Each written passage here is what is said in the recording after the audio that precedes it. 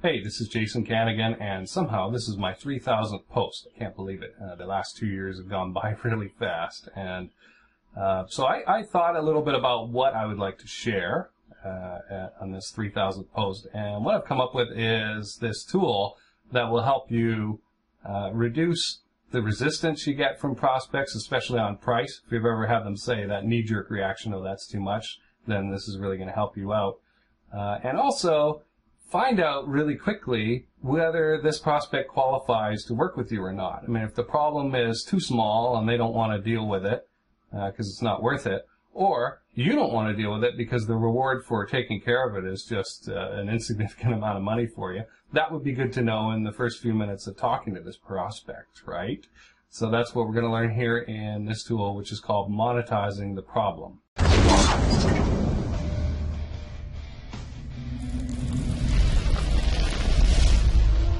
So when we're monetizing the problem, the first thing we want to do is get some information from our prospect about how many new leads or customers they think that they could get in a certain time period, you know, if we did what we said we could do. So we want to ask, look, if I could wave a magic wand and, you know, help you get more leads, how many new customers a week do you think you could get from this method, whatever we're talking about? And the point at which we're bringing this up is after we've got some pain on the table. A prospect has to have admitted that they have a problem in an area that you can, you know, provide a solution for, or else we're not going to do this, right? If they are not of the mindset that you can help them, what's the point in banging your head against the wall trying to change their point of view? We want people who think like we do as prospects and customers. And so they'll come back with a number, and that number could be anything. It could be realistic, or it could be ridiculous, high or low, and we don't know what that's going to be, but we can adjust it. That's the secret here. It is easier to adjust a number up or down. John, I really appreciate that confidence you have in me and bringing you so many leads. That's a bit blue sky, you know, 100 leads a week. You know, what I believe that we can do, and we've had this experience with businesses of similar size as yours, is, you know, X amount a week, 20 a week, let's say, or something like that. It's a lot easier to do an adjustment up or down than it is to come up with your own number, because they're not going to take pot shots at it as easily. Once we have this number, then we want to find out, well, you know, this prospect, what's your average sale value? You know, the average customer, what are they worth? Right? And then we want to multiply those two figures together, or get our prospect to do that. And now we've got a new income per week figure based on, you know, our solution. If we do what we say we can do, it's worth this much a week. Okay.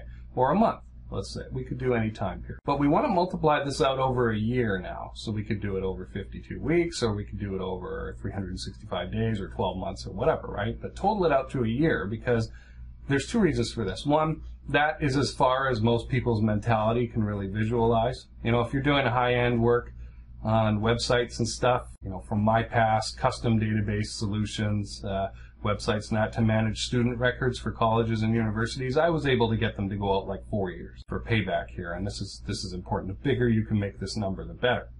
But a year is about as far as most people can imagine. And the second reason we want to do this is, of course, it makes the number pretty big, right? You know, if you can get this up to 100,000 or 60,000 or more, you know, people are going to want to do something about it. They're going to suddenly realize, hey, this is a big problem I can solve, right?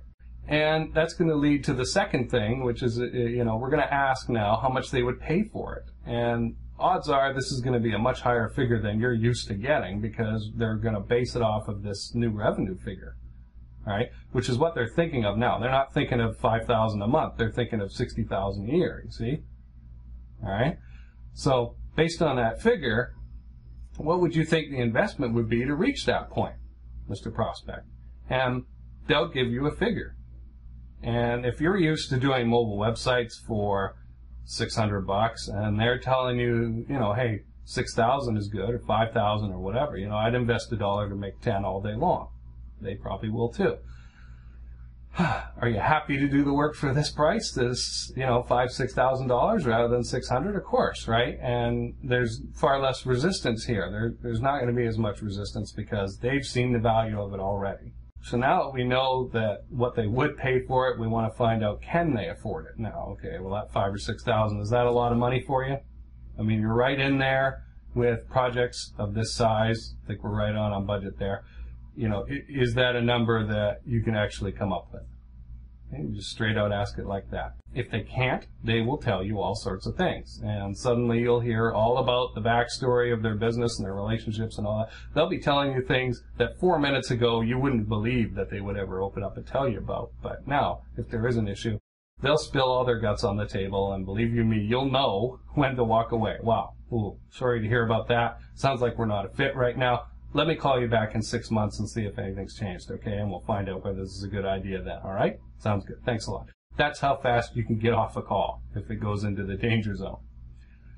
If they're happy with it and they can come up with the money and it's all good, now we can look at demonstration. Okay, great.